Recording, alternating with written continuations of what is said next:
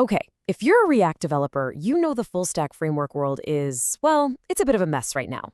The two names you hear everywhere are Next.js and Remix. But what's the actual deal in 2025?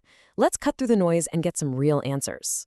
I mean, look at this question. It's pulled right from a dev forum, and it pretty much says it all, right? This is the exact dilemma everyone's facing. It's not just you. So let's tackle this head on. So, why is this so confusing all of a sudden? The simple answer is that these frameworks are changing at lightning speed. What you thought you knew about them even just last year might be totally out of date today. And that's especially true for one of them. Which brings us to the elephant in the room. You might be scratching your head thinking, wait a second, what even is Remix these days? And honestly, that's a fantastic question, because the answer has gotten pretty weird. This timeline really lays it all out. Let's rewind. In 2023, Remix v2 was a huge deal, a real competitor. Then in 2024, things got interesting. It basically merged with React Router because they did so many of the same things. So fast forward to now, 2025, and the framework we all knew as Remix, it's officially been renamed React Router v7. And the brand name Remix, yeah, that's being used for something completely new, something that isn't even for React. So here is the single most important takeaway, the thing you need to burn into your brain. From here on out, when we talk about the Remix way of doing things, we are actually talking about its direct successor, React Router version 7. Got it? Okay, good. Now we can finally compare it to Next.js. But look, before we dive into a feature checklist, we have to talk about the philosophy.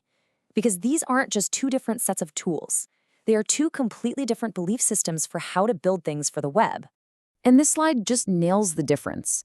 On one hand, you've got Next.js. Its whole mission is to extend React, to add new, powerful, and sometimes complex things on top of it, like server components. And that innovation is really driven by one company, Vercel. But then you have React Router v7. Its philosophy is totally different. It's all about embracing the web platform itself. It builds on the classics, like simple HTML forms, and it champions this idea of progressive enhancement, which basically means your app should work even if the JavaScript breaks. All right, so now that we get the vibe of each one, let's get into the nitty-gritty. How do these big ideas actually affect the code you write every single day? Let's put them head to head. We're going to focus on three big areas. First, how you get data and how you change it. Second, how you manage state in your app. And finally, we'll look at the overall developer experience, the tooling, the community, the whole shebang. Let's kick things off with data mutations.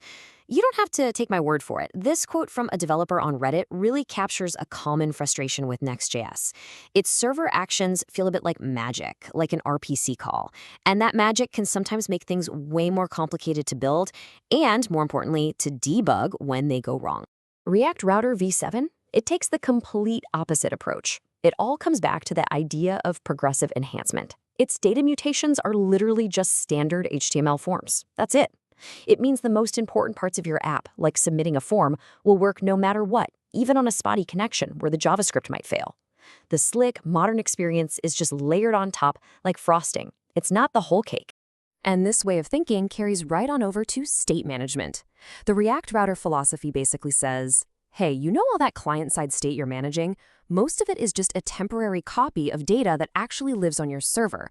So by baking data fetching and automatic refreshing right into the router, it often gets rid of the need for a separate complex state library altogether. Now, when we talk about the ecosystem, there is a very clear trade-off. Next.js is an absolute behemoth. It has a giant community, tons of funding, and of course, that super tight integration with Vercel. React Router v7 is the smaller player here. The community is growing and the docs are getting better, but the huge selling point is flexibility. You can use any server you want, and its build tools are based on Vite, which for many developers is a massive, massive plus. And speaking of developer experience wins, you have to see this. This typegen tool in React Router v7 is a real game changer. It literally looks at your server code, your data loaders, and your actions, and automatically creates the exact TypeScript types for you on the front end. That means way less boring boilerplate, and even better, it helps you catch bugs before they ever happen. It's awesome. So let's just do a quick side-by-side to sum it all up. You can really see the two paths here. Next.js is all about extending React with cutting-edge, Vercel-driven features. React Router v7, the successor to Remix, is all about embracing web standards, giving you total freedom with your server and using modern fast tooling like Vite. Okay, we've laid out all the facts, the philosophies, the features. Now for the million-dollar question. How in the world do you actually choose which one is right for your next project? Well, you're probably going to lean towards Next.js if you need a massive, established ecosystem. Tons of answers on Stack Overflow, a library for everything. If you're already bought into the Vercel platform, or if you're excited to be on the absolute cutting edge with things like server components, it's a super solid, powerful choice.